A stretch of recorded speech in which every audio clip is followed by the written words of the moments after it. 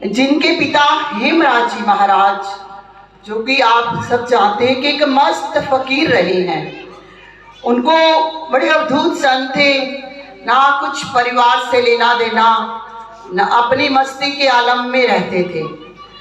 तो जब कल्याण दास जी महाराज ज्योति ज्योत हो गए तो दरबार की व्यवस्था को चलाना, इसकी बागडोर को देखने के लिए पूजनीय दया किशन जी की माता जी ने, जो कि एक हमारी पार्वती माता जी, हमारी दादी जी, बहुत एक स्ट्रॉन्ग और बोल्ड महिला थी। क्योंकि हेमराज जी महाराज तो बिल्कुल मस्त रहते थे। वो कहते थे मुझे कुछ नहीं देखना, बस अपने मस्ती में मस्त रहना, ना परिवार से लेना देना, कभी इधर चले गए इधर बैठ गए। तो उन्होंने दया किशन जी की माता जी, जो पार्वती जी, उन्होंने ये निर्णय लिया गया कि दया किशन जी महाराज जी को गद्दी पर बिठाया जाए। तो क्योंकि आप देखो कि दया किशन जी महाराज जी की उस टाइम आयु कि घर में जैसे हमारे बड़े बताते थे मुझे कि दया किशन महाराज जी की आयु केवल 15 वर्ष थी उस टाइम। उस समय जब पिता भी एक परिवार के लिए अपने मस्ती में रहना और अकेले भाई थे वो, तो वो जबरदस्ती वो कह रहे कि मुझे तो नहीं पगड़ी वगड़ी पहननी, अभी तो मैं देखा ही नहीं मैंने दुनिया। क्या रहता होगा 15 वर्ष का बच्चा, उस समय के अनुसार बहुत एक भोलापन होता है। 15-16 वर्ष की अवस्था में बापू दया किशन जी महाराज को ढक्का साहब में बापू हरनाम जी द्वारा गद्दी नशीन किया गया, उनके सिर पे पगड़ी डाली गई। क्योंकि इसलिए उनका ढक्का साहब दरबार से एक विशेष लगाव रहा। हमारे बापू सुभाष महाराज जी, जो कि बापू दया किशन जी के साथ एक साए की तरह रहते थे और उनकी सेवा में हमेशा तत्पर रहते थे।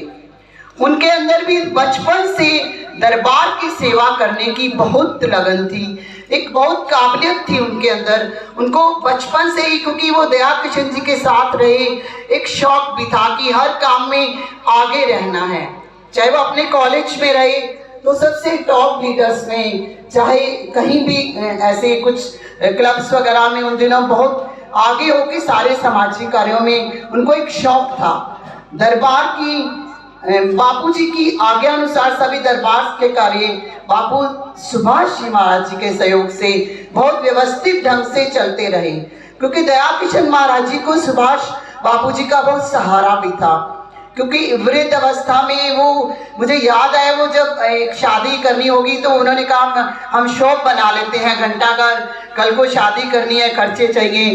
तो दयाकिशन जी वो करीब महाराज जी बताते थे कि घंटाघर पे ऐसे बिजनेस के लिए बात भी हो गई, साई भी दे गए, लेकिन दयाकिशन महाराज जी ने कहा कि तो सुबह जाएगा चाबियां लेके, शाम को आएगा, इधर दरबार को कौन देखेगा, संगत आएगी, हम भी बुजुर्ग हो गए हैं। तो बापूजी ने अपना उस टाइम चेंज कर लिया निर्णय।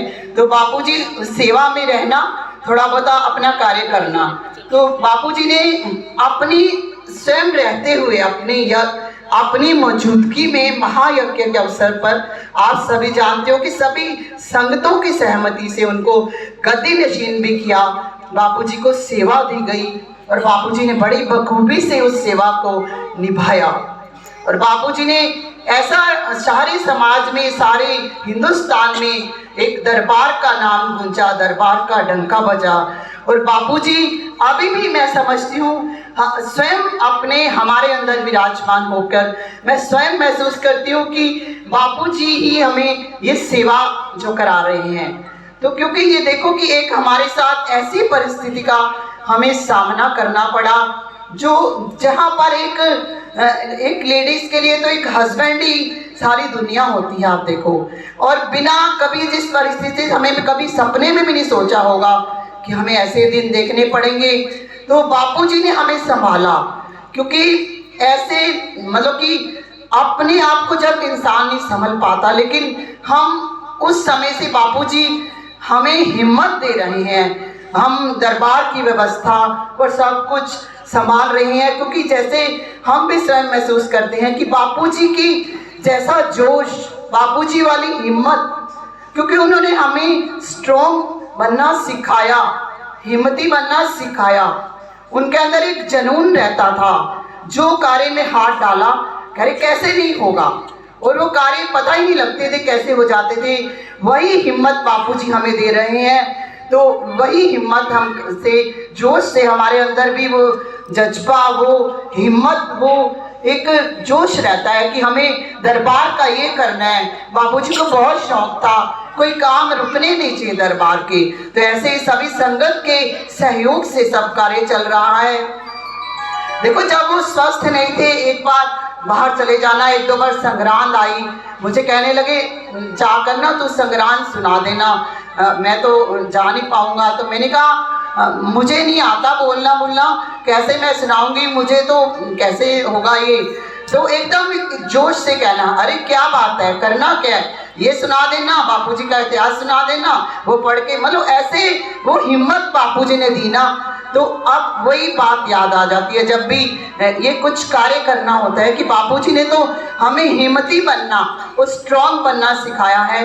बापूजी को हम अपने मन में ही बिसाकर वो सब कार्य कर रहे हैं। बापूजी हमें हिम्मत देते रहे। कई बार देखिए कोई विपरीत स्थिति भी आ जाती है, तब भी जीना पड़ता है। जीवन की परेशानियां सामने करने में जागरूकता होनी चाहिए। जीवन की परेशानियों का सामना करने के लिए एक जागरूकता होनी चाहिए। हमेशा सकारात्मक सोच होनी चाहिए, क्योंकि ये तो जिंदगी है, कई रंग दिखाएगी, कभी हंसाएगी, कभी रुलाएगी। जो खामोशी से सह गया वो निखर गया, और जो भावनाओं से बह गया वो बिखर गया। कहते कि ए मेरे सतगुरु, मेरे मुर्शिद, तेरे दर आने से पहले मैं बड़ा कमजोर होता हूँ। ऐ मेरे सतगुरु, तेरे दर आने से पहले मैं बड़ा कमजोर होता हूँ, पर तेरे दर पर आने के बाद मैं बड़ा मजबूत होता हूँ। ये सच है, ये सब बात सभी जानते हैं, इस बात को सभी ने एहसास करा है उन बातों का।